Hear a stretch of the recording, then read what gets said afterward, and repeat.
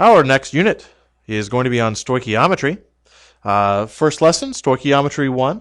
Our topics for this are going to be covering what is stoichiometry.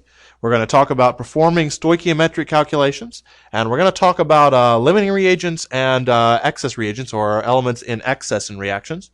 So let's start off by looking at what is stoichiometry. So the word stoichiometry, sort of an odd sounding word, pretty long looking, comes from two Greek words. Those are stoichion and metron. And the stoichion, which is our guy right here, this one here sort of covers the very first part, the stoichio right here, is basically the Greek word meaning element. And in this case, element as in the most fundamental piece of something. Like if you were talking about words, is the element of a word is basically the letters. They're like the smallest piece you can have. And so, but it also can mean element in the sense that we're talking about normally in chemistry, as in an element of sort of carbon or nitrogen. But it also can mean sort of an element of a compound, like an element of water, in this case, sort of in this sort of quotation, little air quotes, element of water, basically would be H2O. It's the smallest piece of something you can have that's still water.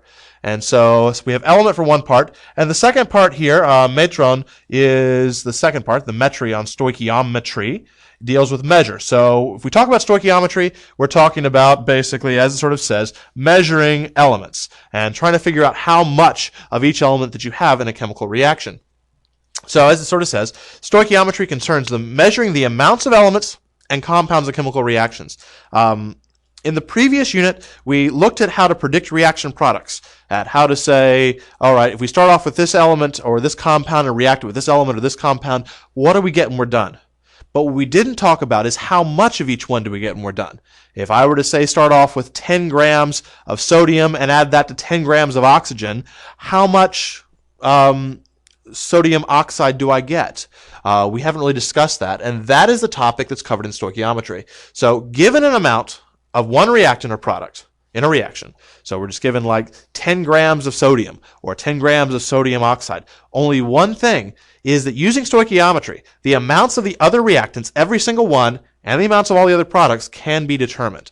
And so that's our basic goal here. That's what we're looking to do, is just figure out all the amounts of all the products and the amounts of all the reactants in a reaction. So let's go on and take a look at how we might do this.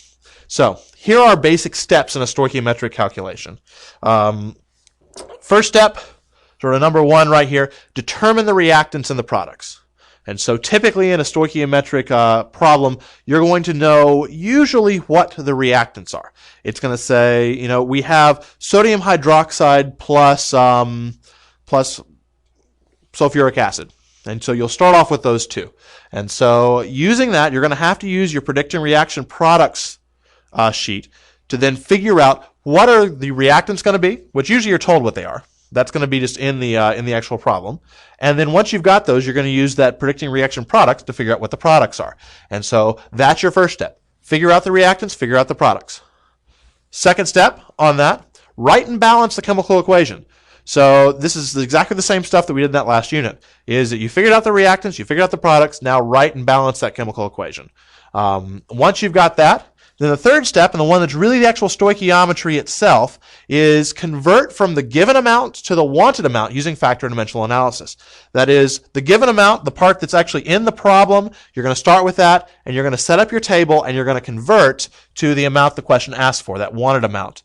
And so you set up your table the same way you've done before. Remember our little table like this, where you set up and you take one thing and you cancel it across here, and then you cancel the next one, and so on and so forth.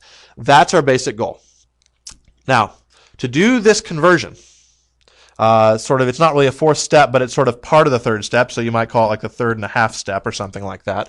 To convert requires using the mole ratio from the balanced equation back in step 2. So basically what happens here is that the general steps we're going to use are going to be very similar to what we did back in our mole conversions way back in the second unit. That you're going to start off usually with some number of grams of something. You're going to want to cancel those grams and you're going to want to go to moles. But then what you want to do is you want to go from moles of what you started with to moles of what you want. And so in this case, to do this, you're going to have some number that's going to go in here. And those numbers, that mole ratio right there, comes back from, as we said before, this original chemical equation. So let's take an example of stuff that we have here. So we're given this equation right here. N2 plus 3H2 yields 2NH3. And so we're going to start with this equation right here. And so to do this, whoops, I just erased everything, but we should still work. So we have N2 plus 3H2 yields 2NH3. And so let's suppose we had, on our first case, sort of right down here, we want to find the ratio of moles of N2 to moles of H2. So on top we have moles of N2. So what we want to do is we want to look at N2 right here. We want to look at what its coefficient is. Well, the coefficient of N2, there isn't one here. So that means the coefficient is 1. And so that means that right here, our first coefficient on top is going to be 1. We're going from moles of N2 to moles of H2. H2 is over here. What's its coefficient? Its coefficient is 3. And so on the bottom, we're going to put a coefficient of 3. And so we would have a 1 to 3 mole ratio between nitrogen and hydrogen. Let's try our second one. Here we have moles of H2. And so we already said we had 3 of those because there's a 3 that stands out right here. We want to go to moles of NH3. NH3 is over here. Its coefficient is 2. So this would be a 3 to 2 ratio. Similarly, on our last one, right over here, we have moles of NH3 to moles of N2. And so we have 2 moles NH3, as we said, right back there. And moles of N2, no number here, so it's a 1. That's a 2 to 1 ratio.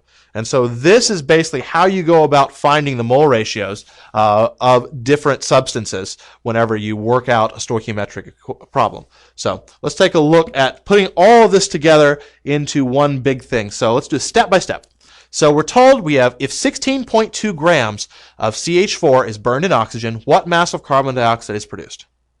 Okay, first step, as we sort of said, number 1, determine the products.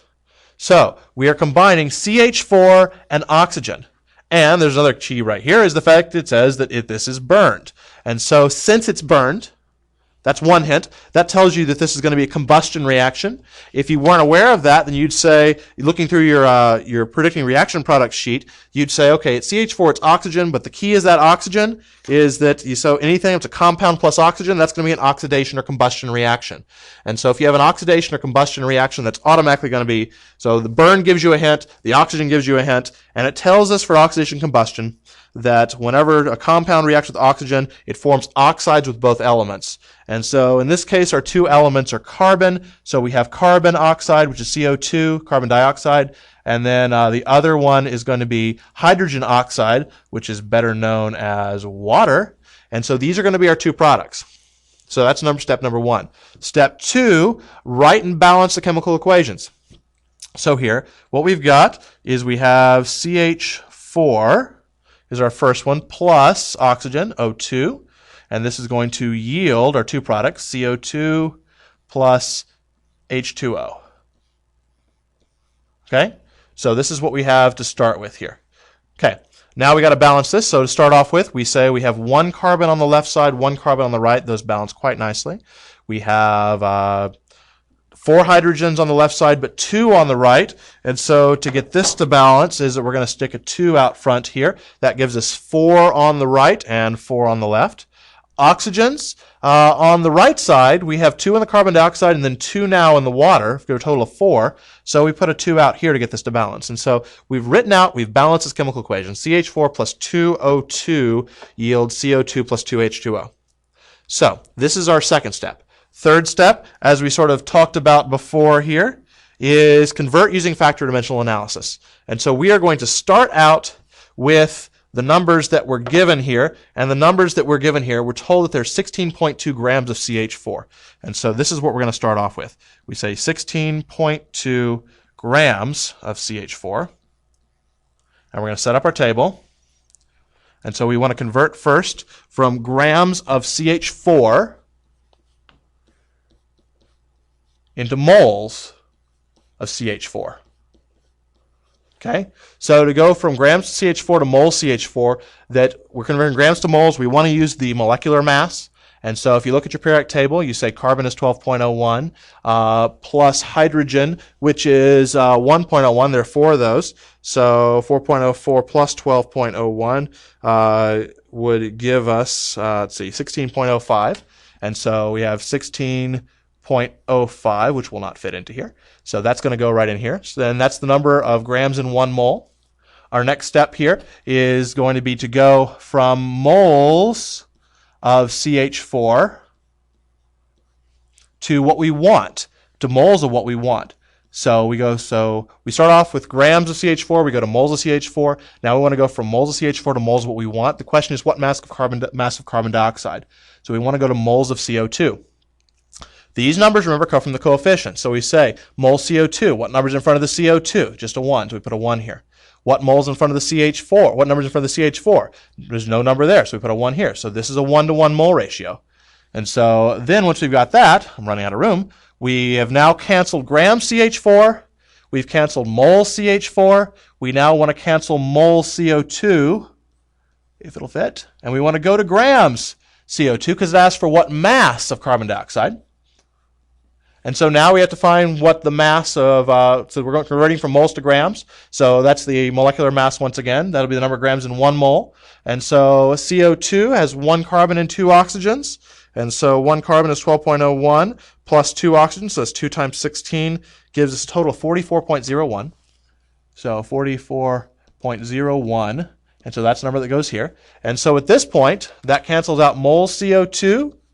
And we're left just with gram CO2, which is what we're looking for. Same as we've done before. You just want to multiply across the top, divide by the bottom. So 16.2 times 1 times 1 times 44.01.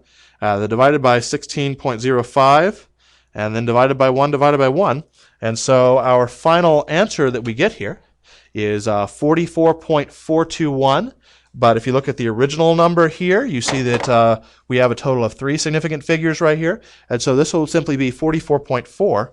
And so our final answer, 44.4 grams of CO2. And so that's what we get for our final answer here. That is basically how you'd work out a fundamental, simple stoichiometric calculation. That's basically how it works.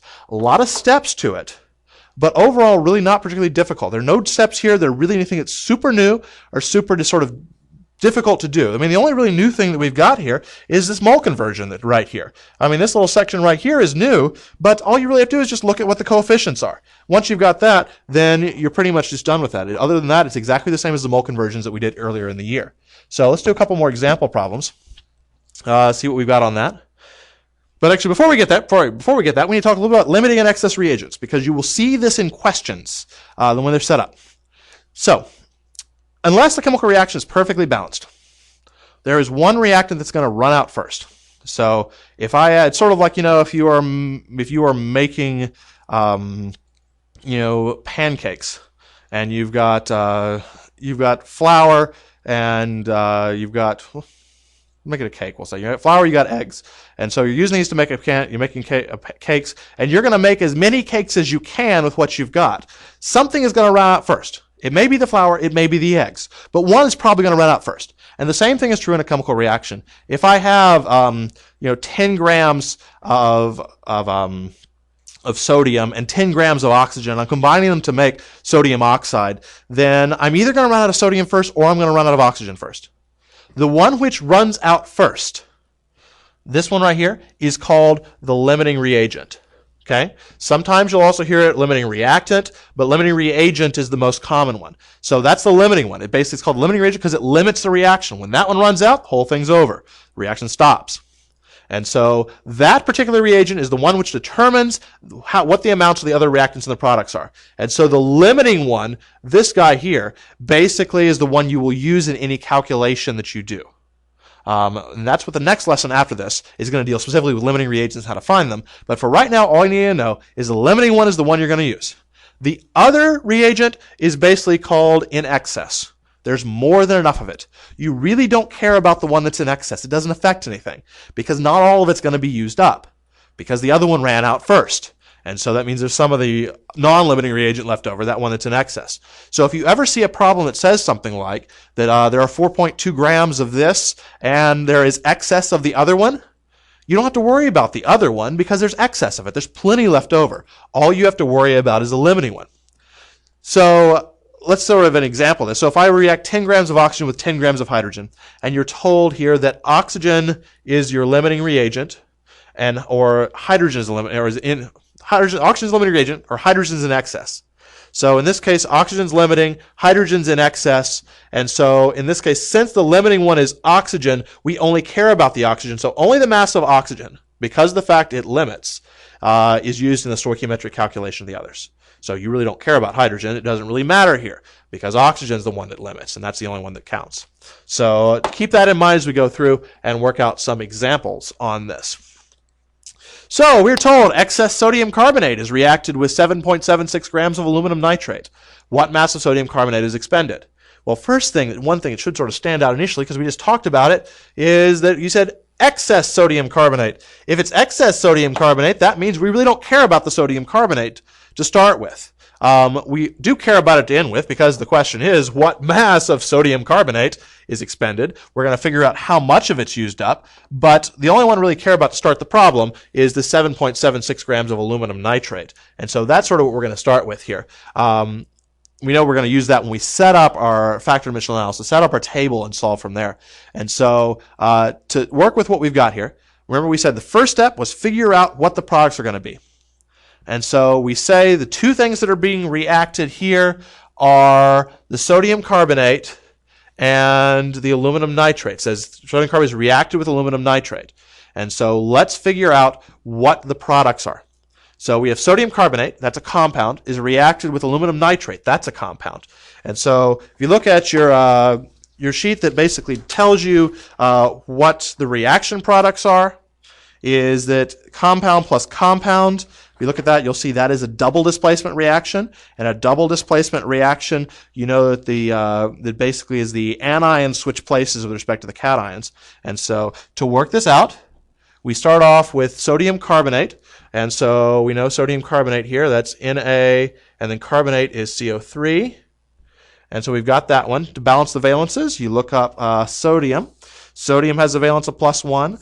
Carbonate has a valence of -2. That means you have to have two of these sodiums right here. And then we're going to add that to our next one, which is aluminum nitrate.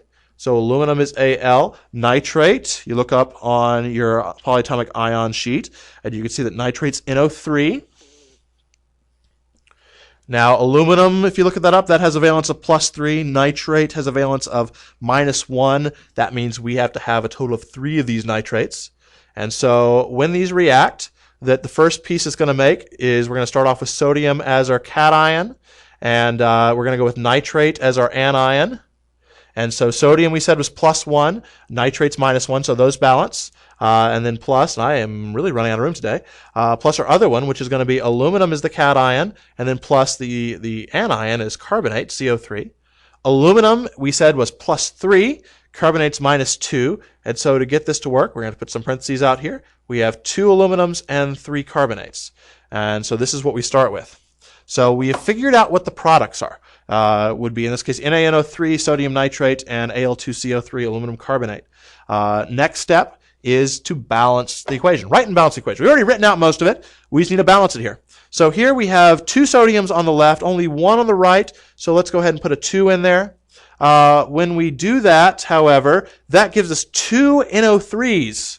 We don't like that because on the other side we have 3 NO3s. That means we have to at least go to 6. And so we're going to get rid of this 2 right here, and instead we're going to have 6 NO3s. So we put a 6 right here. And so if we have 6 NO3s, that means we have to have a 2 out here to get this to work. But it also means we have to have 6 sodiums, because we have 6 sodiums on the right. We have to have 6 sodiums, 3 times 2 on the left. That gives us over here on the left 3 carbonates, 3 CO3s. And sure enough, we have 3 CO3s over on the right. So let's see, we have 6 sodiums, 6 sodiums. We have 3 carbonates, 3 carbonates. We have 2 aluminums, and sure enough, 2 aluminums right over here. And then we have 6 nitrates. So 3 Na2CO3 plus 2 AlNO33 yields 6 NaNO3 plus Al2CO33. Woo! We've written out our chemical equation. Next step is going to be to write out our conversion on this. And so let's go ahead and get that set up. So we're told that we start with the limiting reagent. We said the sodium carbonate is the excess one. It tells us that in the problem. So we start off with our aluminum nitrate, which is 7.76 grams. So we have 7.76 grams of aluminum nitrate. So aluminum nitrate, which we said was AlNO33. Okay, and we're going to set up our table across here. And so we want to convert from grams of aluminum nitrate, and I'm just going to sort of abbreviate here so I don't run out of room, and we want to go to moles of aluminum nitrate. Okay? Now, to do this, as we sort of said before, is that what we're going to need is we are going to need to use the molecular mass. And so aluminum nitrate, AlNO33, we look at aluminum. Aluminum has a mass of 26.98, so we say 26.98 plus NO33, so that's 3 nitrogens. So plus 3 times 14.01, the mass of nitrogen. And then we have a total of 3 oxygens times 3, or 9 oxygens. So plus 9 times the mass of oxygen, which is 16. That gives us a mass of 213.01. And so we have a mass of 213.01 grams of aluminum right in here. For our next one, that's in 1 mole of aluminum. And so by doing this, that gives us a nice cancellation on the first one. That cancels out grams of aluminum nitrate. Grams of aluminum nitrate are gone. We have now moles of aluminum nitrate on top. We want to go from moles of aluminum nitrate to what we want, which is going to be moles of sodium carbonate. And once again, I'm going to abbreviate just to save some space here.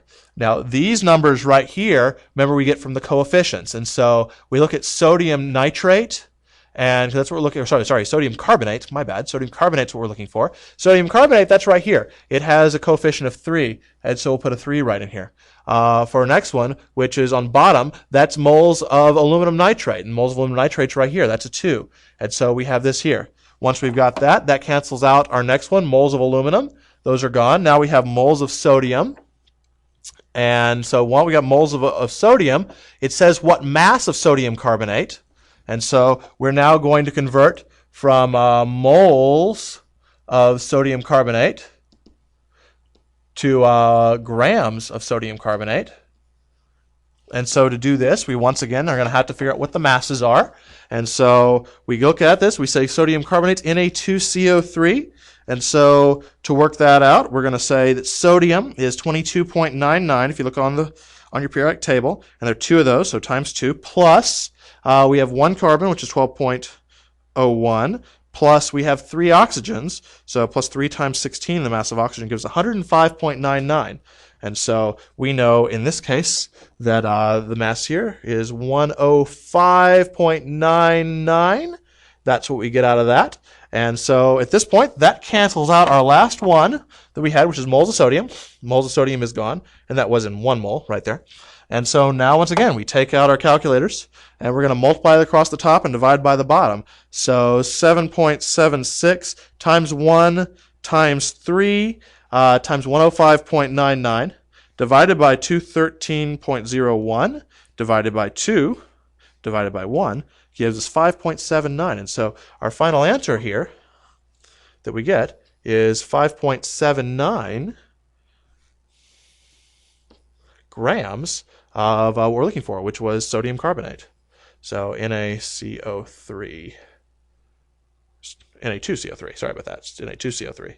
So Na2CO3, and that looks a little confusing there, but it's Na2CO3, sodium carbonate. That's our final answer for that. Okay? So one more example before we finish up here. And this one is going to be, if it'll let me, there we are. Potassium metal is allowed to react with 56 grams of iron 3 carbide to precipitate elemental iron. What mass of iron is precipitated? Now, once again, our first step here is to figure out what the products are. Here it says potassium metal is allowed to react with 56 grams of iron 3 carbide. So it sounds like that our 2 reactants are pretty obvious. It's going to be potassium metal and iron 3 carbide. But then it says to precipitate elemental iron. You'll see this word occasionally. And I want to sort of talk about this very briefly about what it means to precipitate or substance precipitated out. is that when that's mentioned, basically what it means is that if you have a solution like this, you've reacted to things in a particular, say a test tube or something that's in a liquid, is that what will happen is once they start reacting, is that one of these things is not able, one of the things that's produced sometimes will not dissolve in the liquid that you had. And as a result, is that it'll sort of form little crystals that'll sort of form out in the middle of this. And those crystals will slowly sort of fall down to the bottom, and you'll be left with the precipitate that's down at the bottom of your, what remains of your solution here. And so when it says precipitated, that means that's one of the things that's created. That's going to be a product of that reaction. And so whenever it says that, sort of keep that in mind. That's the meaning of that particular term right there. So so back to our stoichiometry action. So potassium metal is allowed to react with 56 grams of iron 3 carbide to precipitate elemental iron. So first step is let's write out the chemical formula to figure out what the products are. So we said potassium metal. Potassium metal is just K. And then we're going to say that's going to be allowed to react with 56 grams, my bad, of iron 3 carbide. So iron is Fe. It's iron 3. That means that it has a charge of +3. If you look at your periodic table, you'll see that iron is normally either +2 or +3. This one is iron 3. Carbide ends in "ide," so it must be just carbon by itself. So it's just carbon right here. Now carbon, if you look at it, typically when it's on the negative side has a valence of -4. And so if we have iron is +3, carbon is -4, it must be Fe4C3, like that must be our formula. And now once we've got that, let's see what this makes. This is element plus compound. And so element plus compound, a quick look at our predicting reaction product says that element plus compound can only be a single displacement. And so that means the potassium is going to come in here and is going to take over what's left here. And our format's generally going to be, if we have element plus compound, it's going to be then compound plus element. So the potassium is going to react with the carbon. So we have potassium and carbon. Potassium is, look at the periodic table, its valence is +1. The carbon is +4. And so that means we have to have, or -4, sorry. We have to have 4 potassiums. And then what's left over? Our poor iron all by himself, which is what it said. It precipitated elemental iron. Iron just as an element by itself. And so this is the reaction that we have here. Next step, balance the equation. So right now we have over on our left, we have 1 potassium, then we have 4 potassiums on the other side, so we would need a 4 out here, but I'm not going to put that 4 just yet. There'll be a 4 over on the left side, because look at the carbons. We have 3 carbons on the left, but only 1 on the right. And so that means we have to have a 3 right there. And by putting that 3 to make those carbons balance up, that gives us a total of 3 times 4, or 12 potassiums. So we have 12 potassiums to start here. Irons, we have 4 irons on the left, we have only 1 on the right. So we put a 4 over on the right to get this to work. So we have 12 potassiums on the left, 12 potassiums on the right. 4 irons on the left, 4 irons on the right, 3 carbons on the left, and 3 carbons on the right. We have this all nice and balanced at this point. So that's our first step. Second step, let's start with the limiting reagent. It says potassium metal is allowed to react with 56 grams of iron 3 carbide. You're not told how much potassium you have. You are told how much iron 3 carbide you have. And so that means we're going to start here with the iron 3 carbide. And so we have 56 grams of this iron 3 carbide. And once again, I'm just going to abbreviate this. You probably shouldn't abbreviate this whenever you're writing it out. I'm only doing it because of space issues on the screen.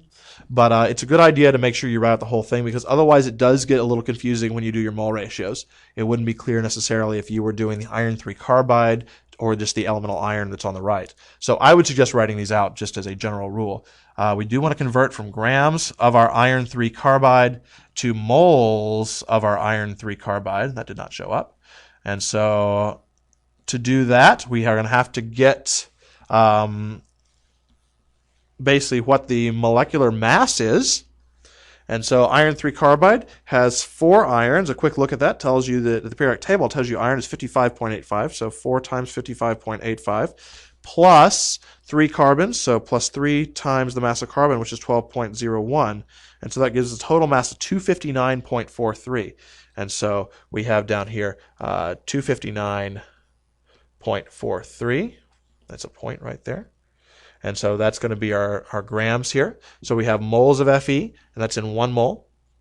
At this point, that should nicely cancel out our grams of iron. Those are gone now. We have just moles of iron.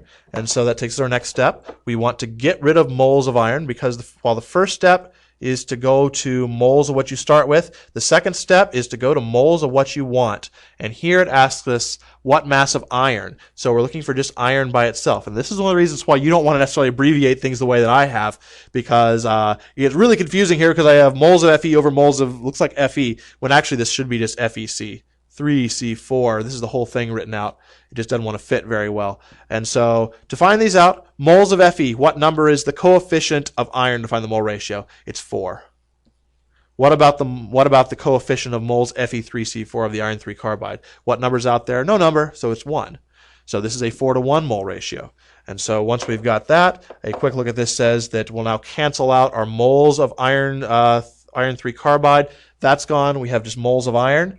The question at hand asks for what mass of iron, and so we're going to have to go to grams. So we want to cancel moles of iron. We want to go to grams of iron. Since this is just iron by itself, we look at the mass of iron. It's 55.85. So 55.85 goes in here. That's the number of grams in 1 mole. At this point, that's going to go ahead and that's going to cancel out our last one. Our moles of iron is gone. We just have grams of iron left. So to set this up, we say 56 times 1 times 4 times 55.85 divided by 259.43, and then divided by 1 gives us 48.2226. Now, significant figures, to start with, we only have 2 significant figures because we have 56 grams, so this will round just to 48, and so then our final answer here is going to be 48 grams of iron right there. And so that is how you do basically stoichiometry problems to set up.